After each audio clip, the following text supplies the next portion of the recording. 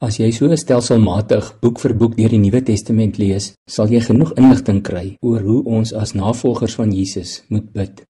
Solank jy net altyd onthou, gebed gaan uit en uit oor my persoonlike verhouding met God. Daarom is elke gebed uiters persoonlik. Elke mens wat bid is uniek en God het met elkeen van ons 'n eie soortige unieke liefdesverhouding. Daardie verhouding tussen 'n hemelse Vader en sy kind, wat vir elkeen van die biljoene mense op aarde 'n persoonlike verhouding is. Ek is seker God wil dit ook so hê. Hoor ons Here Jesus self vir sy disippels dit so leer, daar in Matteus 6 van vers 5 af. Hy sê, wanneer julle bid, moet julle nie soos die skynheiliges wees nie, want hulle hou daarvan om in die sinagoges en op die straathoeke te staan en bid, sodat hulle deur die mense gesien kan word.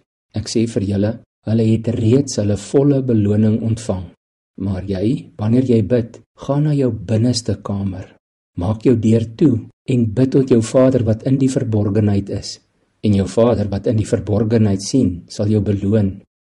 Ons moet tog nou net nie verward wees oor hierdie beloning waarvan Jesus praat nie. Stefan Joubert sê tereg dat daar in die hemel nie 'n bo-dorp en 'n onderdorp is nie. God het nie witbroodjies nie. Die ewige lewe saam met hom is ons almal se gelyke beloning. Gaan lees gerus weer Matteus 20 vers 1 tot 16 hieroor. En eintlik is elkeen van God se kinders sy witbroodjie. Hoor eerder dat Jesus sê, ons moet in ons binnekamer ingaan, wat in daardie tyd letterlik 'n stoorkamer was, in die middel van die huis, met 'n deur wat dig kon toemaak.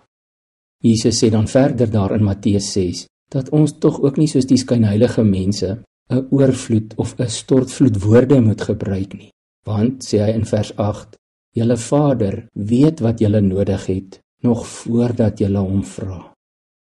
Jakobus waarsku ons in sy brief, in hoofstuk 4 vers 3, dat gebede, wat net oor ons eie selfsugtige begeertes gaan, nie verhoor sal word nie.